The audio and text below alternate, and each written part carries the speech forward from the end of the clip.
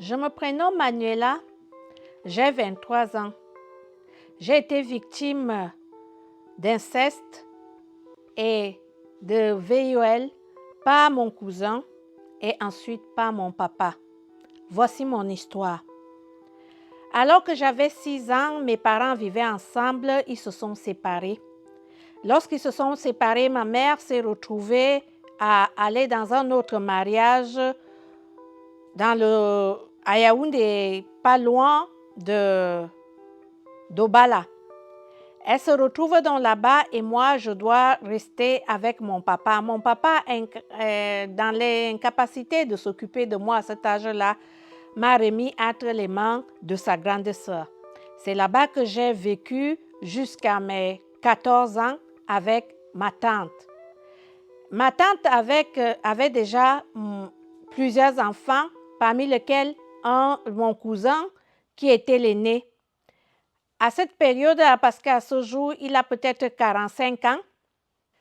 Lorsque ma tante partait au travail, mon cousin restait avec nous à la maison. C'était l'aîné, donc ce qui fait que c'est lui qui devait s'occuper de nous. Il m'appelait dans la chambre, je devais chanter sur son micro. Si ce n'était pas pour chanter sur son micro, j'avais à aller faire des massages, des câlins. Il me disait ce que je devais faire. Sauf que lorsque je me mettais à pleurer, il me disait que si tu bronches encore et si tu pleures, c'est que je vais te rip. Et quand je vais te rip, je vais d'abord te frapper et tu ne dis jamais à quelqu'un ce qui se passe ici. J'ai donc commencé à exécuter cela parce que j'avais peur. Je savais que je devais passer à l'abattoir dès que ma tante sort. C'était tout simplement, il ferme la porte centrale, m'appelle dans la chambre et demande aux autres sœurs et cousines que aller laver les assiettes, aller faire ceci. J'avais droit à ça tous les jours. Si ce n'était pas chanté au micro, à la fin, il a passé à l'acte devant et derrière. Vous pouvez imaginer la scène terrifiante. Un jour, alors que j'en avais marre, je décide donc de dire cela à ma tante, qui est sa maman. Elle n'a rien fait, donc quelques temps après ou quelques semaines après, elle nous a rassemblés, elle a commencé à parler de ça et mon cousin a dit qu'il ne peut pas faire une chose pareille et que c'était faux, je suis en train de mentir.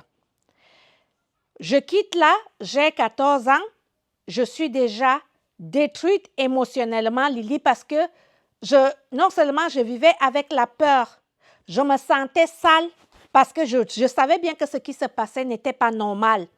C'est pour cela que j'avais déjà peur de parler parce que lorsque ma tante nous avait parlé, parce que je l'ai interpellée, ce que j'ai eu droit, c'était que j'étais punie tous les jours. Mon père vient donc me récupérer, j'ai déjà 14 ans. Je m'avais habité avec papa et les enfants qu'il a eus avec l'autre femme. Mais cependant, papa n'était pas vraiment marié, mais elle avait une compagne qui n'était pas régulièrement à la maison. Tantôt elle partait, tantôt elle revenait. C'est ainsi qu'un jour, papa revient avec un jus d'orange. Vous savez, comme tous les enfants, ils vont boire le jus d'orange. Ah, on est très contents.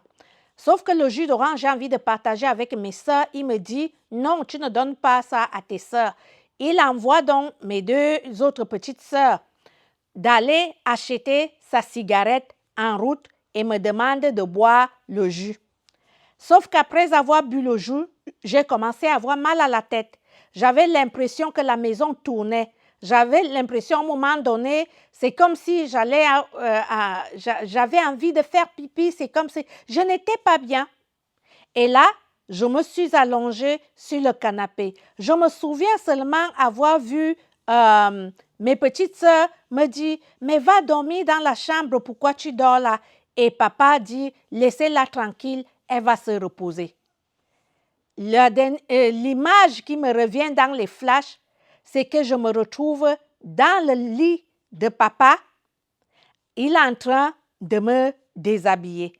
Je n'ai pas de force. Je dis, papa, mais qu'est-ce qui se passe? Je suis à moitié endormie, à moitié réveillée. Je suis vraiment pas bien. Je n'ai pas de force. Papa, qu'est-ce que tu fais? Qu'est-ce que tu fais? il me demande, chut, il met sa main sur ma bouche de ne pas parler et il met la radio qui était dans sa chambre, le volume plus haut. C'est ainsi qu'il finit par faire tout ce qu'il avait besoin. Le lendemain matin, je me réveille à côté de mes sœurs. Je ne sais quand est-ce qu'il m'a amenée là-bas. Je suis toute sale. Je me sens mal. Là, c'est la descente aux enfers, Lily. Je me mets à pleurer tous les jours. J'ai l'impression, je me demande, mais qu'est-ce qui se passe? C'était d'abord avec mon cousin, on ne m'a pas cru. Pourquoi, papa, maintenant, on dirait que je traîne avec ça? À ce jour, j'ai envie de te dire que je suis comme si je n'existais pas. Je suis comme si j'étais rejetée, abandonnée, humiliée, rabaissée. Pendant que j'étais chez papa, je décide donc encore d'aller voir une de ses sœurs. C'était sa petite sœur et son mari. Je explique cette situation. Et le mari de ma tante l'a dit que appelons son père ici et ne renvoyons pas Manuela chez son père. On appela papa. Papa vient donc nous retrouver dans un quartier de la place. On lui pose les faits que j'ai expliqués. Il dit à sa sœur, c'est une menteuse. Tu penses que moi, je peux faire ça à mon enfant? C'est une menteuse. On n'a pas cru à ce que j'ai dit.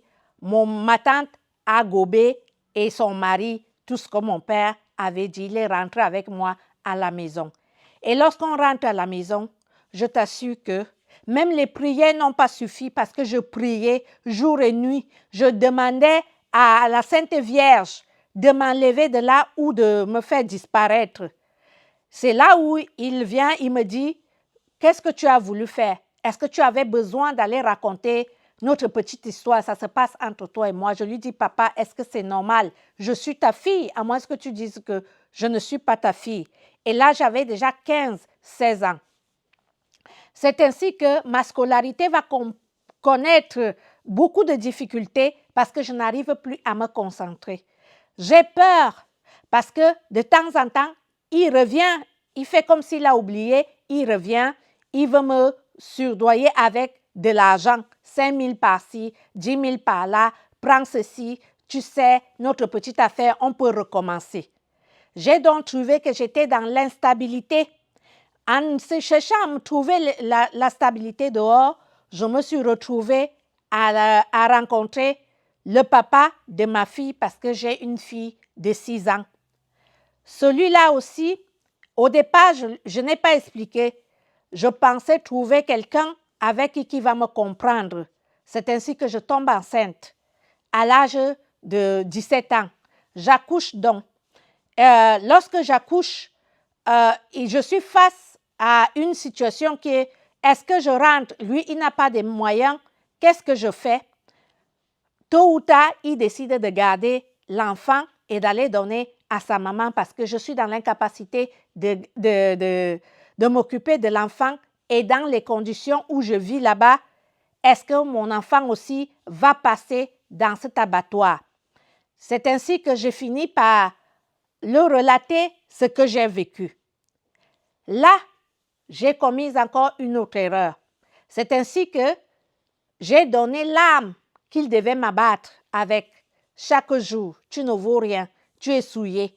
Celle qu'on couche, que son papa est en train de VUL et ses frères et sœurs, tu n'es rien. Je décide donc aussi de partir de cette relation. Mais c'est une relation qui devient toxique. Tantôt, il vient demander pardon. Tantôt, il dit, je ne sais pas ce qui m'a pris. Tantôt, je me retrouve à ce jour. Je vis de maison en maison, copine en copine.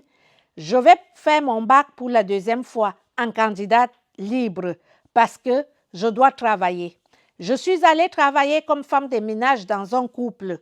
Là-bas aussi, je rencontre mon patron qui veut aussi avoir une relation avec moi.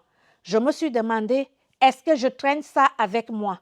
Qu'est-ce qui m'arrive? Qu'est-ce que j'ai fait? Je suis allée voir ma maman là où elle est en mariage et entre-temps, je suis retournée chez mon papa, mais vivant avec cette peuple où j'étais tantôt je dormais là, ou tantôt je dormais dehors parce que je cherchais là où je pouvais trouver la paix. Arrivée chez maman, Il dit à maman, si elle t'explique certaines choses, n'écoute pas, parce que je ne sais pas, ta fille a quelques soucis ces derniers temps. J'explique donc à maman ce qui s'est passé. Elle reste silence muette, sans un mot. Je ne sais pas ce que mon père lui a dit. Elle ne m'a pas cru. Une fois de plus, j'ai été rejetée, abandonnée. J'avais l'impression que je détestais ma mère. À ce jour, je suis perdue, émotionnellement détruite. Pas de stabilité. Je vis chez une copine. Je suis en train de faire une tontine cotisation. J'aurai à peu près 100 000 francs. J'ai envie d'aller louer une chambre, même si je pose les cartons par terre et je cherche un fonds de commerce et en même temps, je prépare mon bac. C'est pour cela que je viens t'expliquer cela parce que j'ai suivi ta vidéo sur TikTok en parlant des traumatismes, que nous devons nous reconstruire, nous libérer de ça. Que faut-il faire? Qu'est-ce que je dois faire pour pouvoir rebondir, retrouver ma stabilité émotionnelle?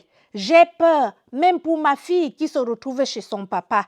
Mais chaque jour, je veille, je passe, je vis avec ça au quotidien. J'ai l'impression que je n'ai plus ni de père, ni de mère, ni frère, ni sœur. Que faut-il faire? Vole à mon secours, j'ai besoin d'aide, s'il te plaît. Voilà l'histoire de Manuela. Toi également, tu as vécu cela. Tu as subi VUL, inceste, harcèlement. Tu as besoin d'une reconstruction. Et tu as besoin déjà de parler, tel que j'ai dit à Manuela. Le premier pas, c'est d'avoir eu le courage d'aller parler à quelqu'un. Depuis que c'est arrivé, tu ne parles qu'à tes amis. Tu n'es pas venu voir quelqu'un pour vraiment te libérer et pouvoir expliquer ce que tu ressens. Ces émotions-là, tu dois les vivre. C'est ça que tu as eu, mais cependant, tu dois chercher à trouver la force intérieure qui est en toi et rebondir. Je sais que ce n'est pas évident parce que rien qu'à penser, moi-même j'ai la chair de poule. Il faut le dire que certaines histoires de vie des autres arrivent à nous prendre par les tripes, nous captiver. On se demande où va le monde? Qu'est-ce que le monde devient? Et on se demande qu'une personne détruite comme ça, depuis sa tendre jeunesse, va trouver une stabilité relationnelle, une intelligence émotionnelle. Elle va trouver une stabilité relationnelle avec l'extérieur. Comment? Et comment se reconstruire face à cela? La première des choses, c'est de parler.